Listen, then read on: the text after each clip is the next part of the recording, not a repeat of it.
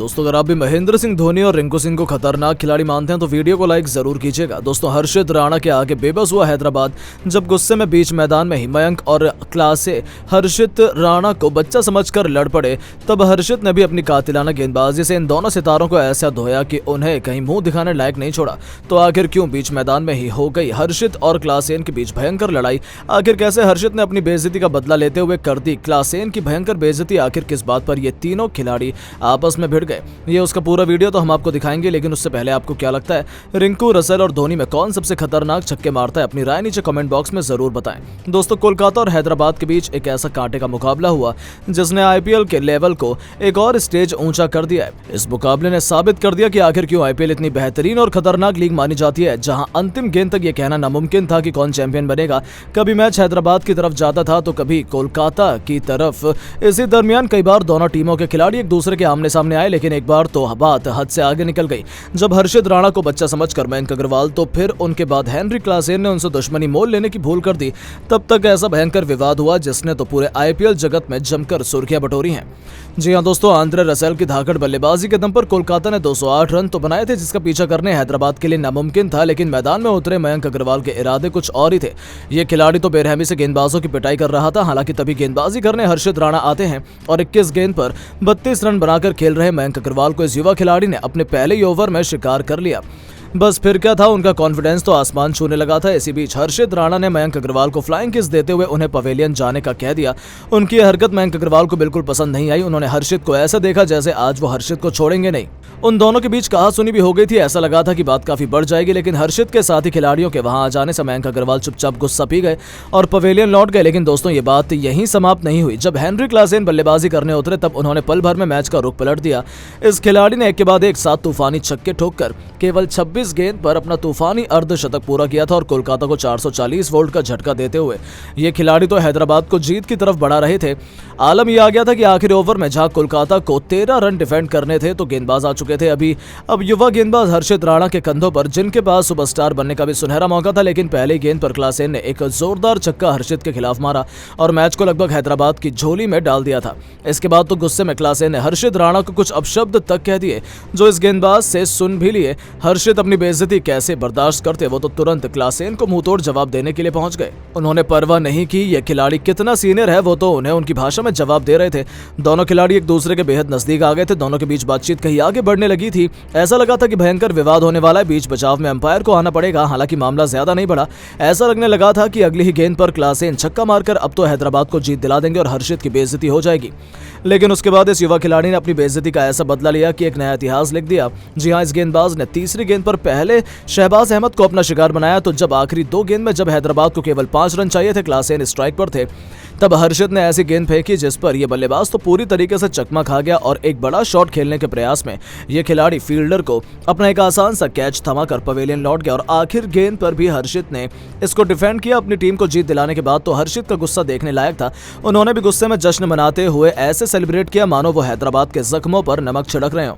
उन्होंने हैदराबाद के dressing room की तरफ उंगली दिखाते हुए उन्हें वार्निंग तक दे डाली। सच में जिस तरीके से इस युवा खिलाड़ी ने अपना बदला लिया था वो तो काबिले तारीफ था। उन्होंने तो हैदराबाद की बोलती ही बंद कर दी थी। लेकिन दोस्तों अब आपको क्या लगता है, कोलकाता और हैदराबाद में कौन सा क्रिकेट टीम इस बार आईपीएल 2024 का चैंपियन बनने की बड़ी दावेदार है? अपनी राय नीचे कमेंट बॉक्स में जरूर बताएं।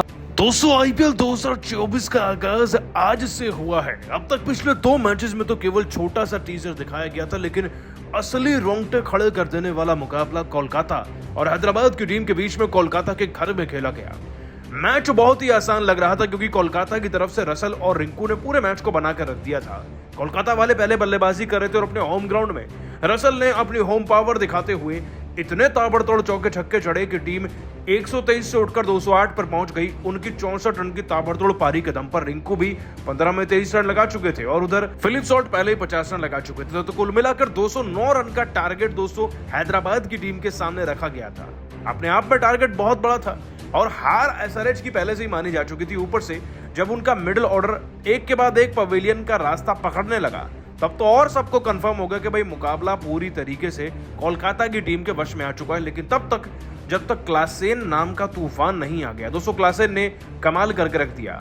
जैसे कि इनके नाम में क्लास है, वही क्लास दिखाते हुए इन्होंने 29 गेंदों के अंदर 63 रन जड़ दिए, 8 छक्के, एक भी चौका नहीं। जी हाँ, सारे छक्के जड़कर इन्होंने सबके छक्के छुड़ा कर रख दिए थे। और जहां मुकाबला 40 रन के अंतर पर था, अब 6 गेंद में 13 रन पर आ गया। लेकिन तभी ये खिलाड़ी, ये गेंदबाज हर्षित राणा, जिन्होंने फ्लाइंग किस दी थी मयंक अग्रवाल को, फिर से आ जाते हैं और पहली गेंद पर छक्का खाते हैं। सबको लगता है कि मुकाबला तो गया और ये गेंदबाज पिटेगा, इसका करियर भी खत्म होगा आज। लेकिन दोस्तों, यही गेंदबाज आगे चलकर क्लासेन का विकेट तो लेता ही है, साथ ही साथ शहबाज अहमद को भी आउट करने वाले इस ओवर में यही बनते हैं और पैट कमिंस के नाक के नीचे से गेंद निकालने वाले भी, और अपनी टीम को जिताते हैं पूरे 4 विकेट के अंतर से। हर्षित राणा ने दोस्तों कमाल कर दिया, फ्लाइंग किस दिया तो उसको पूरा भी किया और अपनी टीम को जिताकर उन्होंने इतिहास भी रचा। लेकिन जीत के बाद उन्होंने खुलासा कर दिया है कि आखिरकार ऐसा भी क्या हुआ था कि वो अंतिम ओवर में अपनी टीम को ऐसे जिता पाए, वो भी पहले ही सीजन में। आपको बताया दोस्तों कि हर्षित राणा ने अपने बयान में धोनी और गंभीर के बारे में बातचीत करते हुए कहा, जब आपकी टीम इतना बड़ा लक्ष्य बनाए तो जाहिर सी बात है गेंदबाज के तौर पर आपके पास वो सारे कंफर्ट और लग्जरी होते हैं टारगेट को लेकर जो किसी और के मन में नहीं होते।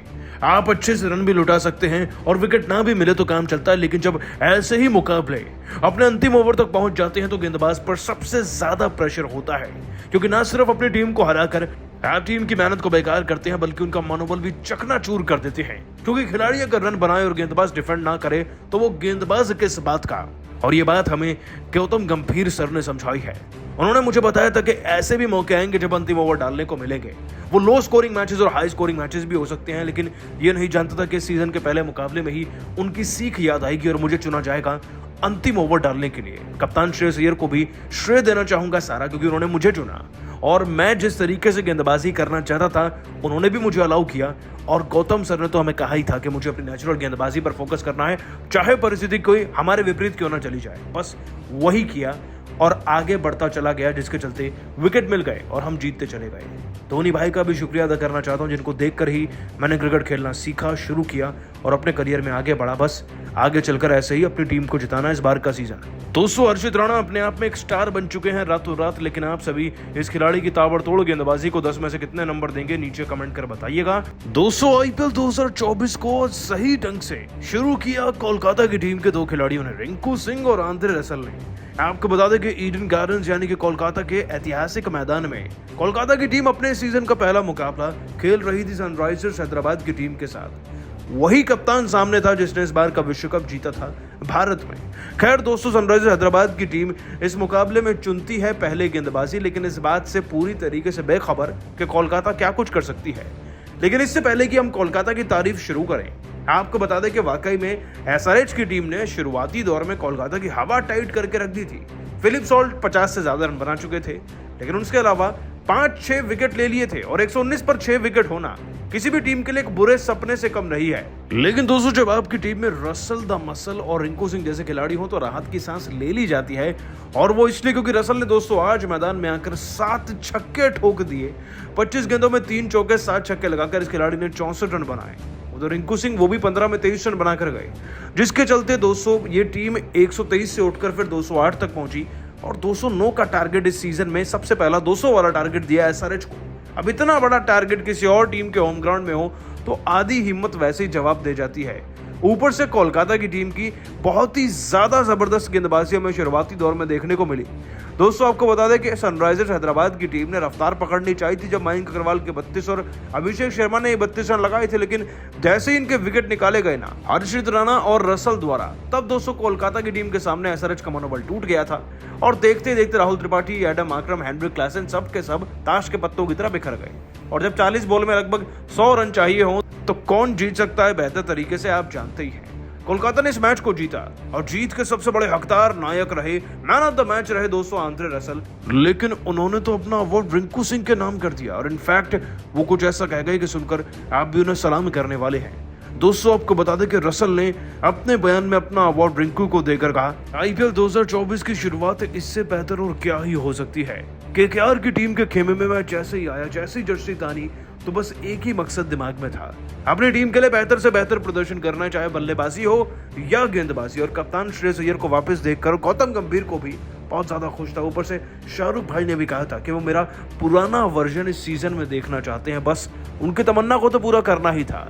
टीम एक फंसे हुए जोन में थी और वहां से आप सिंगल डबल लेकर तो कुछ बड़ा कर नहीं पाते, इसलिए अपना मैदान था, मैंने हाथ छोड़ा और जोन में गेंद आ रहे थे, बस उन्हें मारता चला गया और रन बनते चले गए। बहुत ही खुश हूं कि अपनी इस पारी से मैं एक अच्छा योगदान जीत में दे पाया, लेकिन यकीन मानिए एक अच्छी पारी तभी खेल पाया क्योंकि एक अच्छा जोड़ीदार मैदान में मौजूद था।